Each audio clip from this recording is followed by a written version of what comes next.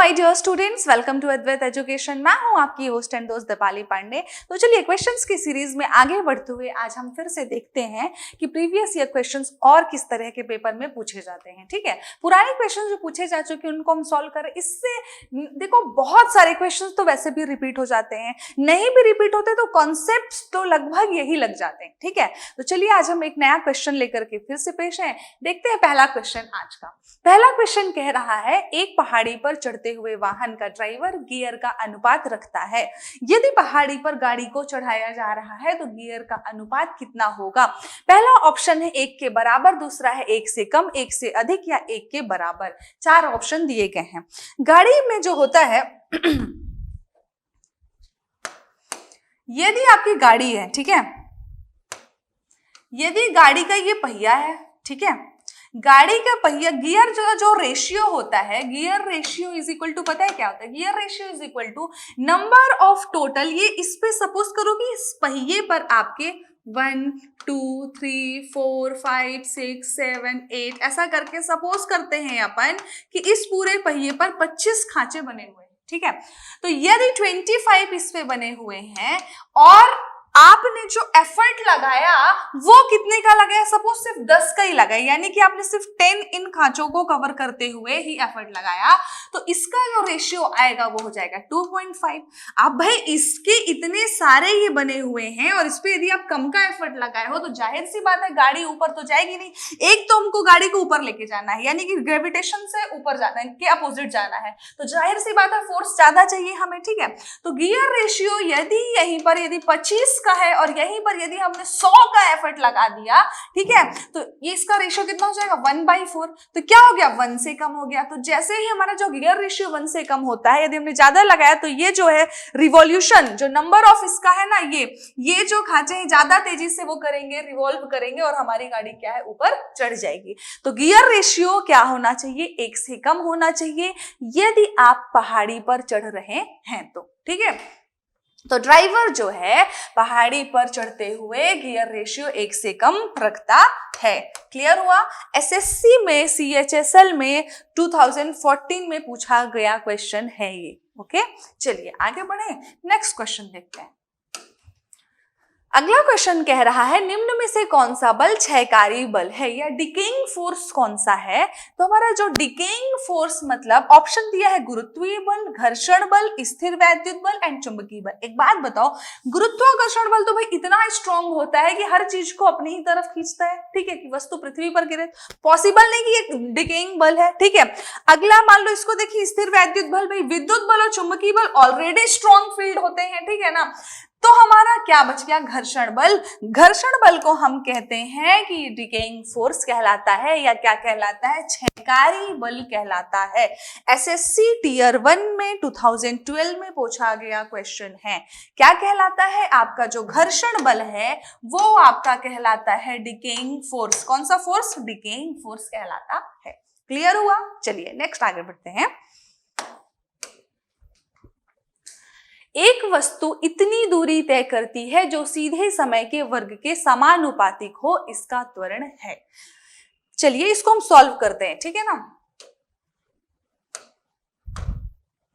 Question क्या कह रहा है? क्वेश्चन कह रहा है एक वस्तु दूरी तय करती है, दूरी तय कर रही है। तो हम सपोज करते हैं कि s दूरी तय करती है। कितनी दूरी तय कर रही? s दूरी। तो s दूरी तय करती है जो समय के वर्ग के समानुपाती है। समय के वर्ग के हमने समानुपाती कर दिया। अब यदि हम प्रोपोर्शनलिटी कांस्टेंट हटा दें तो s is equal to KT² हो जाएगा। ठीक है, नॉर्मली हम क्या जानते हैं कि हमको निकालना क्या है? इसका त्वरण फाइंड करना है। ठीक है, और त्वरण क्या होता है? Change in velocity upon time. तो हम यदि कहें चाल बराबर होता है दूरी बटे समय, तो s इज इक्वल टू कितना आ गया? v into T. इसको बना दिया इक्वेशन 1। ठीक है, अब s इज इक्वल टू क्या दिया गया है? आपका s इज इक्वल टू दिया गया है KT²। तो ये यदि इक्वेशन 1 है और ये है आपका इक्वेशन 2, तो इक्वेशन 1 और 2 में हम इक्वल कर सकते हैं। KT² इज इक्वल टू लिख सकते हैं v इंटू टी। टी से टी हो जाएगा कैंसिल, तो क्या आ जाएगा? KT is equal to V। तो K इज इक्वल टू आ रहा है V/T। V/T क्या है भाई? V/T ही तो क्या है? एक्सीलरेशन है, वेलोसिटी अपॉन टाइम। तो हमने देखा कि त्वरण बराबर एक्सेलरेशन हमारा कांस्टेंट हो गया, तो इसलिए इसका ऑप्शन हो जाएगा अपरिवर्ती कांस्टेंट। भाई ना बढ़ रहा है ना घट रहा है ना शून्य है, क्या है? कांस्टेंट है। यदि वस्तु इतनी दूरी कर रही है जो समय के वर्ग के समानुपाती है, तो हमने क्या निकाल लिया कि हमने एस प्रोपोर्शनलिटी कांस्टेंट हटाया और क्या कर दिया, kt स्क्वायर कर दिया। ठीक है, अब यदि v इज इक्वल टू होता, हमको पता है कि चाल बराबर क्या होता है, दूरी बटे समय, तो हमने यहां से भी दूरी निकाल ली और दोनों दूरियों को इक्वेट कर दिया, तो उससे हमारा आ गया त्वरण। क्लियर है? चलिए आगे बढ़ते हैं। नेक्स्ट क्वेश्चन है आपके सामने, 4 किलोग्राम द्रव्यमान वाली किसी वस्तु पर बल लगाने से उसका वेग जो है 5 सेकंड में समय भी दिया है 15 मीटर पर सेकंड से 25 मीटर पर सेकंड हो जाता है। लगाए गए बल की गणना करें। चलिए सॉल्व करते हैं।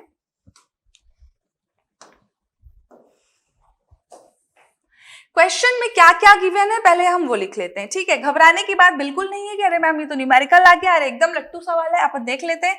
4 किलोग्राम, ठीक है, तो आपने लिखा द्रव्यमान बराबर कितना दिया गया है 4। ठीक है, द्रव्यमान वाली वस्तु किसी वस्तु पर बल लगाने से उसका वेग जो है 5 सेकंड में, यानी कि समय t इज इक्वल टू कितना दिया गया है 5 सेकंड। ठीक है, t is equal to 5 second में 15 मीटर पर सेकंड से 25, यानी कि 15 से 25 हो रहा है, यानी कि वेग में आपके क्या हो रहा है, चेंज हो रहा है। ठीक है, वेलोसिटी 15 से 25 हो रही है, यानी कि वेलोसिटी में जो चेंज है तो क्या बोलेंगे, डेल v बोलेंगे।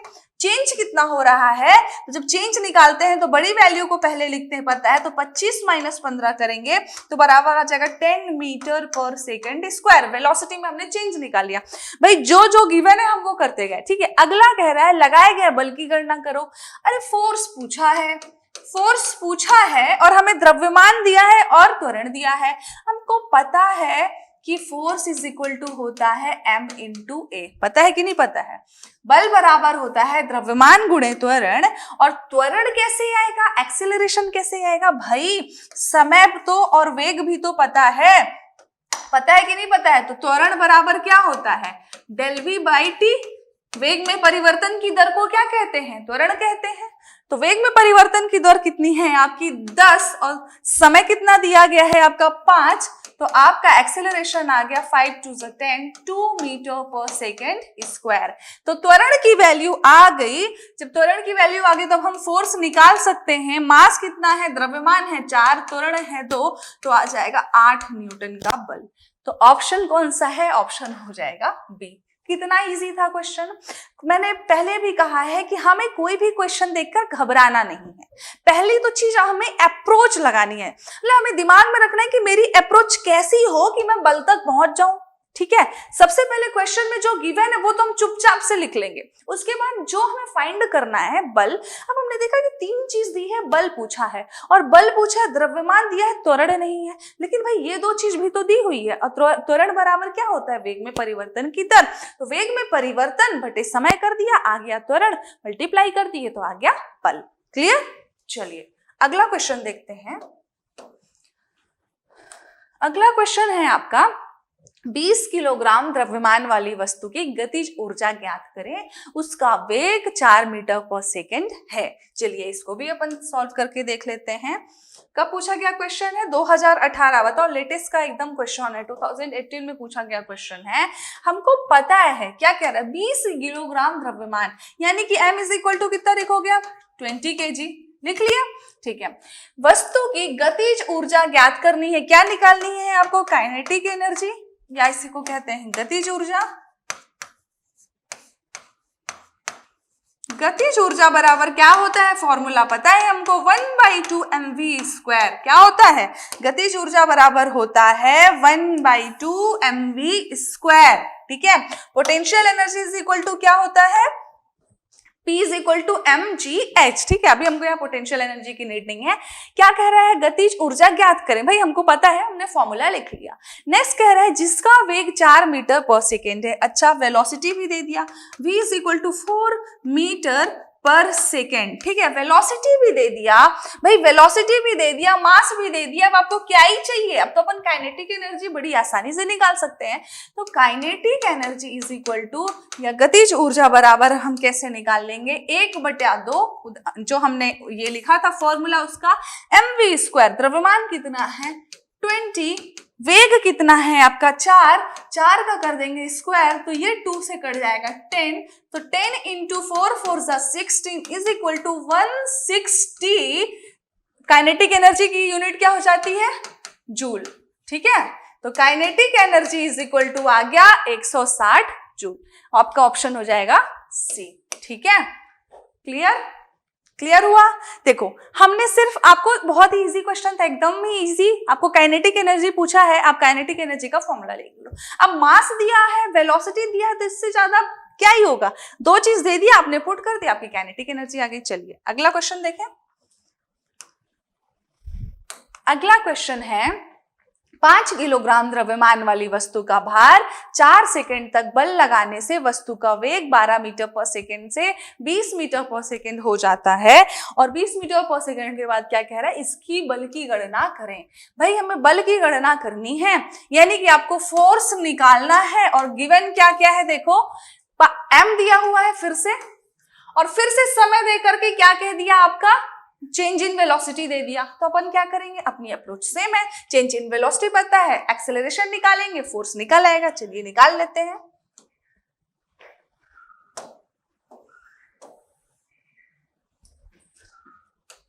क्या क्या दिया है, मास द्रव्यमान बराबर दिया है 5 kg, 5 किलोग्राम, ठीक है।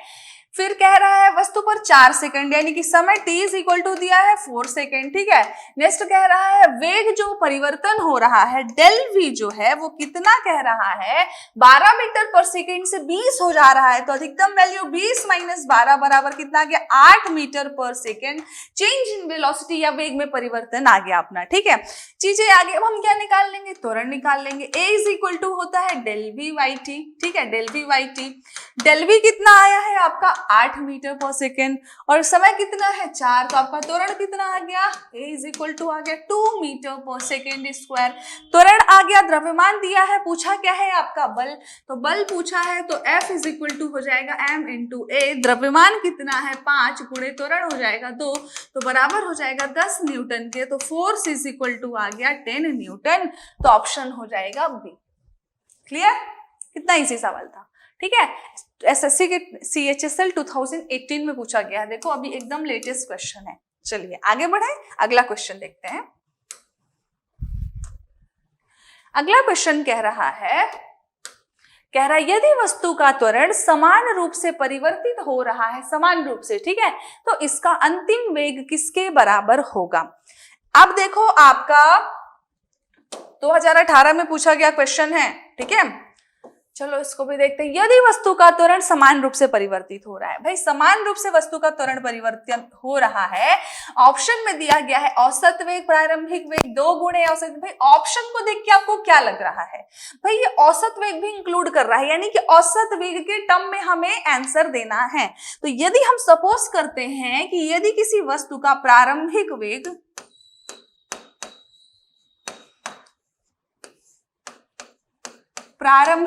बोले, या क्या बोल सकते हैं इसको हम, इनिशियल वेलोसिटी यदि हम u मानते हैं, और अंतिम वेग कितना मानते हैं v,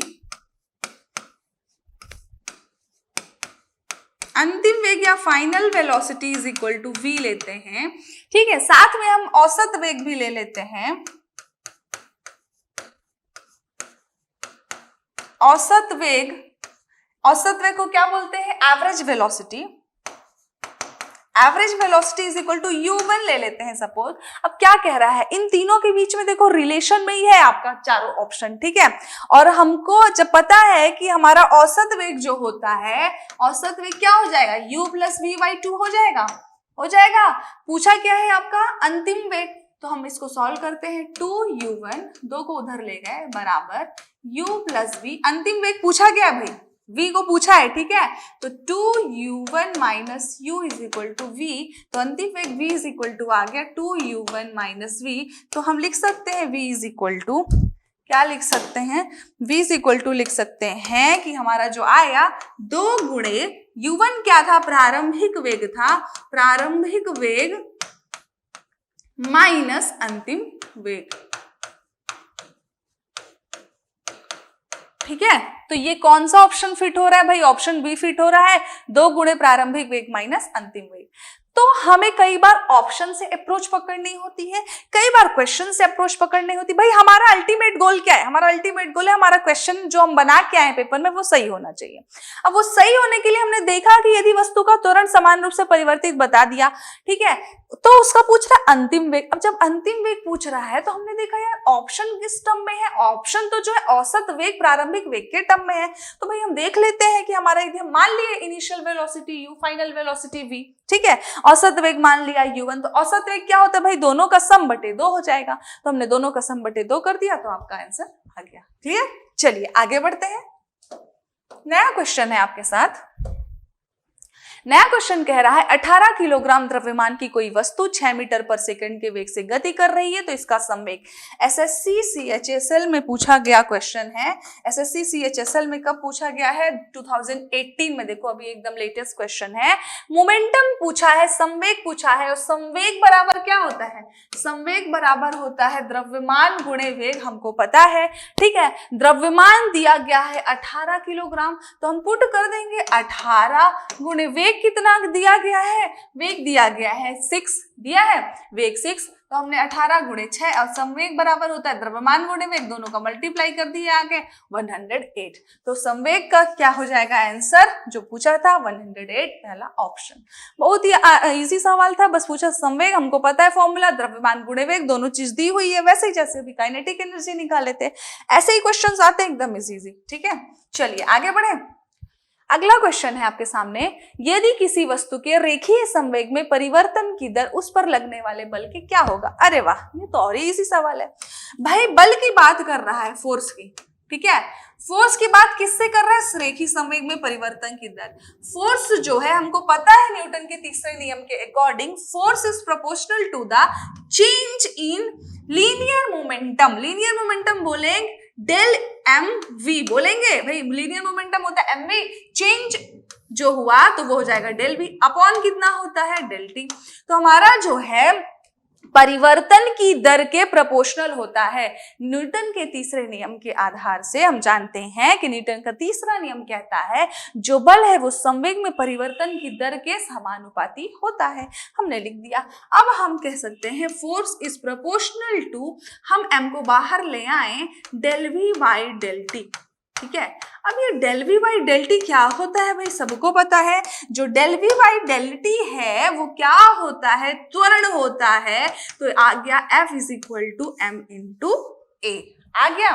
अब कह रहा है the rate of change in the linear momentum of an object is proportional to the force applied to it. Yes we know, यदि जो चेंज हो रहा है वो किसके समानुपाती होगा, बल के समानुपाती होगा। तो हमने निकाल के भी देख लिया, हमारा जो बल है, बल किसके, चेंज इन लीनियर मोमेंटम के प्रोपोर्शनल होता है। क्लियर, चलिए आगे बढ़ते हैं। देखो बहुत ही लेटेस्ट क्वेश्चन है, 2018 में पूछा गया अभी। ठीक है, चलिए आगे बढ़ते हैं। अगला क्वेश्चन देखते हैं, किसी उपग्रह में अंतरिक्ष यात्री द्वारा गिराया गया चम्मच क्या होगा। भाई फर्श पर गिर जाएगा, अचल रहेगा, उपग्रह की गति का अनुसरण करेगा, या स्पर्श रेखीय दिशा में चलता रहेगा। भाई हमको पता है, हमने देखा है इतने सारे स्पेस में सब लोग जो जाते हैं, जब सुनीता विलियम्स गई, चाहे कल्पना चावला गई, हमने कई सारे आज टेक्नोलॉजी के जमाने में हम यूट्यूब में भी देखते हैं, को पता है कि चंद्रमा पर ग्रेविटेशन नहीं है उतना। किसी उपग्रह में अंतरिक्ष द्वारा यदि आप किसी भी अन्य उपग्रह पर जाओगे तो वहां पर गुरुत्वाकर्षण बल नहीं है। आप कोई वस्तु फेंकोगे तो वो वहीं की वहीं मूव करती रहेगी, वो गिरकर जमीन पर नहीं आएगी। तो क्या होगा, फर्श पर गिरेगा तो बिल्कुल भी नहीं होगा, अचल रहेगा भी नहीं होगा, उपग्रह की गति का अनुसरण करता रहेगा। बिल्कुल सही है, वो उपग्रह की गति का ही अनुसरण करता रहेगा। स्पर्श रेखी में तो बिल्कुल नहीं चलेगा। वहां तो यदि हम कहें तो हमारे बाल भी ऐसे खड़े हो जाते हैं, हर चीज क्या हो जाती है वहां पर, कोई भी चीज वो नहीं है। यदि आप पानी भी, किसी भी वस्तु को आप निकालोगे ना, किसी भी अन्य ग्रह पर ग्रेविटेशन है ही नहीं भाई, ग्रेविटेशन नहीं, कोई वस्तु नीचे आएगी नहीं आएगी, वो हवा में क्या रहती है, लटकती रहती है। ठीक है, तो ये हो गया अपना क्वेश्चन। ठीक है, तो नेक्स्ट लेक्चर में हम फिर मिलेंगे कुछ और क्वेश्चंस के साथ। तब तक बढ़िया से पढ़ते रहिए, मस्त रहिए, घर में स्वस्थ रहिए। Thank you class.